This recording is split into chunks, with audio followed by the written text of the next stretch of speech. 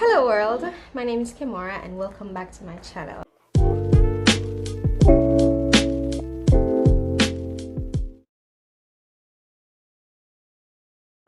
So guys, I am uploading faster. So today this video was supposed to go up from yesterday, but procrastination and also busyness, so I'm doing it today. Anyways, as you can see from the title, I will be opening up about my postpartum struggle, and trust me, this is going to be a long video, so get ready.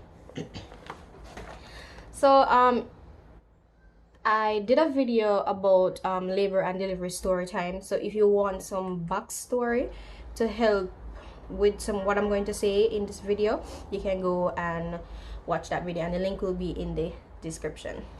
So after having the baby, which I had my son through C-section, I had to go a couple of hours without seeing my son. So going through pregnancy, you would always hear when you have the baby, you might get to rest on your chest and breastfeed and bonding and all of them type of fancy stuff there. That did not happen, guys. I mean, I know the reason why it did not happen and it was necessary, but you still kind of feel one way, because me only get to like glimpse him when he come out, because they had to rush to the maternity ward to help get some fluid and stuff out of him. Sorry guys, I'm healing, I have a cold. But so they had to rush with him to the maternity ward to get fluid out and all of that. So I only got to glimpse him, and then I had to go about 6 hours or so. Just know that he was born like after 12, and I did not get to see him until about after 6 or so to 7. That time then just bring him come wrap up. So them get fit, them look about him, and then when he come, it look like him did I get some injection and stuff. So just imagine him down there cry and all them something did it. So that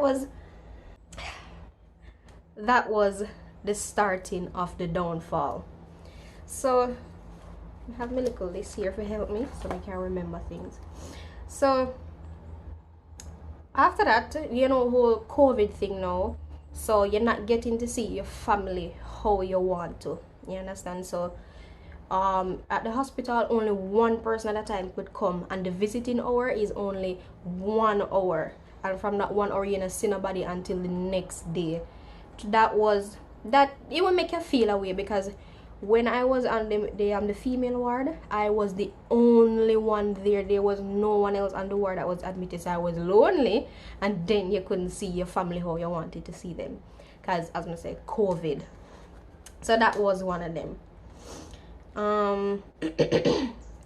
Pain from surgery and medication. Let me tell you, after it would call like epidural, but the one I got is a little bit different from epidural. It's called spinal, but I think the whole of them is still the same epidural. But anyways, after that wear off, and I can feel my leg them or something now. Oh gosh, man, just for breathe painful. Trust me, just for breathe painful. But your girl wanted to go home, so by the next day I was up and about. I go use bathroom, and them I want me don't lift up anything, take time, you don't need to rush. But me want Bruce and me want got me hard, because as I say, I was lonely, and then I can't see my family how I want to, right?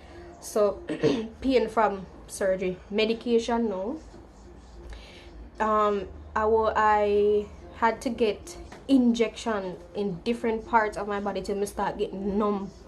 The amount of injection, pain medication, blood clotting, and a whole heap of different medication. And trust me, it's like, if me did have a fear of needles, I don't think I have a fear anymore.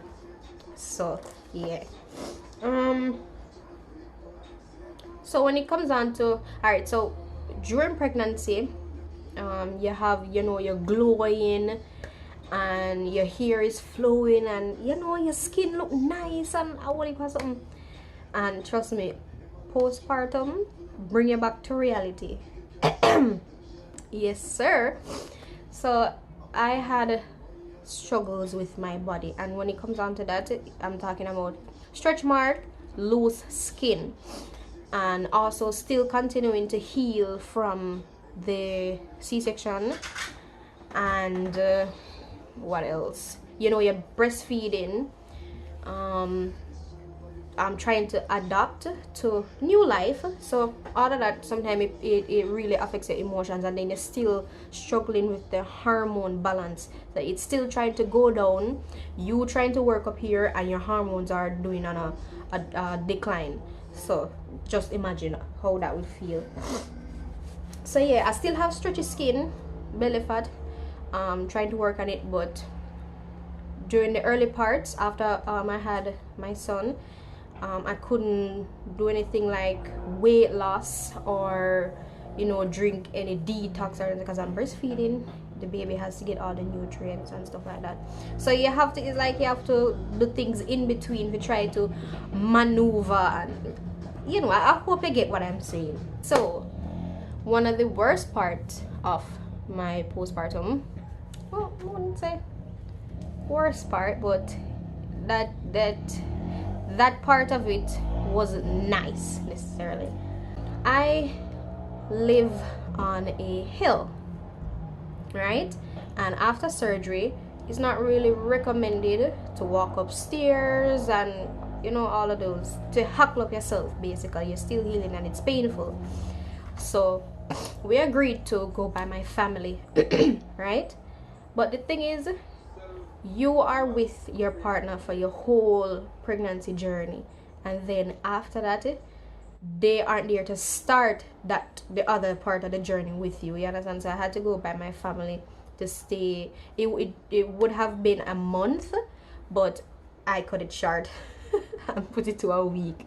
But that part of it, you know, not being with the person that was there with you throughout your pregnancy, yeah, kind of, you know, emotion. And as me say, yeah, but you are working up here, and your hormones are on a decline.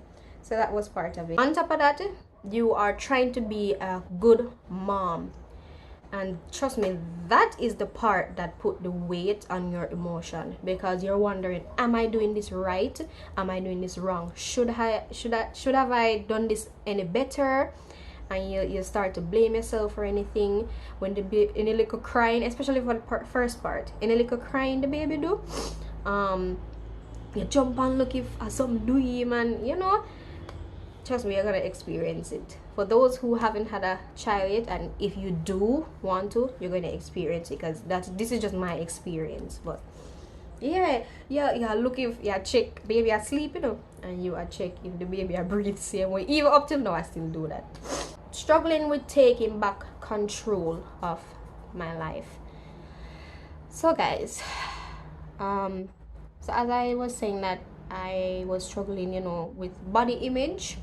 So before pregnancy, you know, you look nice and you shape good, and then after that you have loose skin and fat. You're like, what am I gonna do with this now?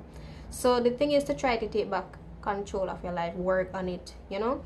And it only, once you it's only moving forward from here. You understand? You just have to pick yourself back up and move forward from here, right?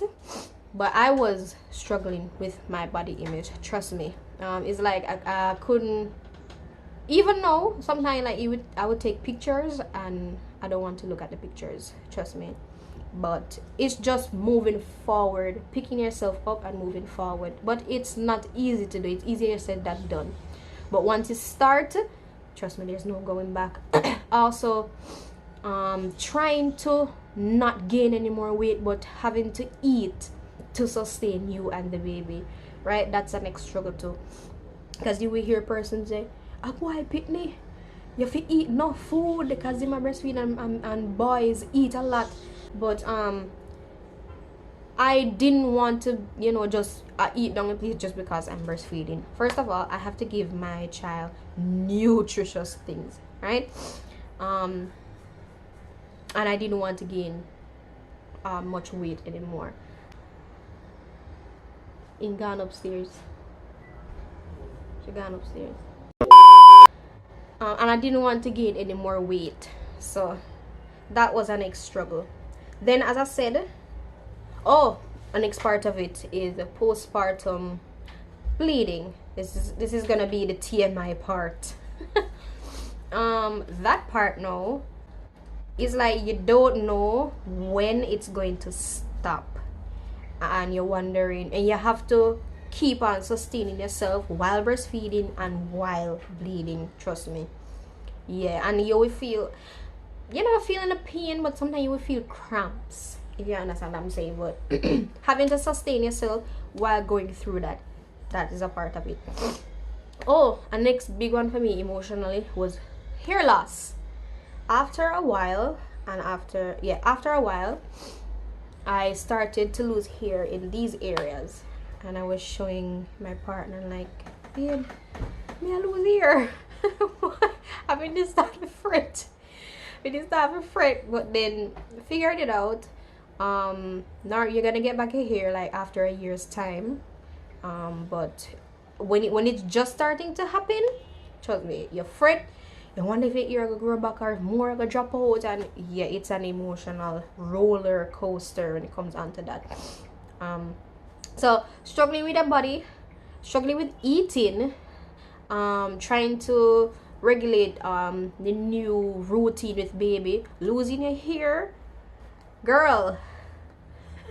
Let me tell you, strong.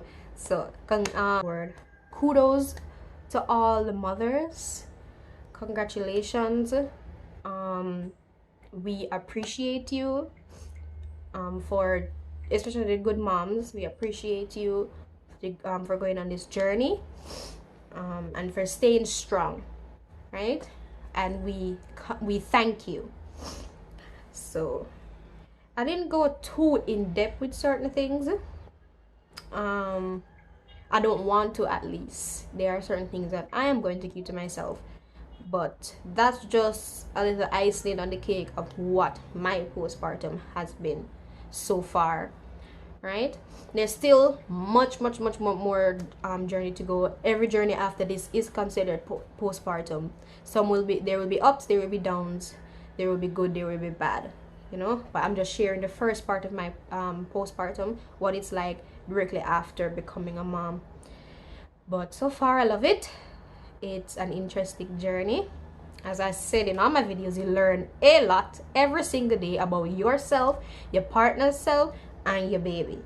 And you learn new things about your family too, right? How they will react to things, opinions they have about you. You understand? So trust me, guys. Comment down below if you want me to do a video about things that I don't like people do, or things that I don't like, yeah, as a mom, basically. So comment down below if you want to see that. But this is it. I didn't think that it would be such a short video. I thought it would be way longer than this. I have a long list, but as I said, I kept some things to myself. But thanks guys for stopping in as usual. Comment down below so that we can get to know each other. Like this video for the YouTube algorithm, and I'll see you in the next one. Peace.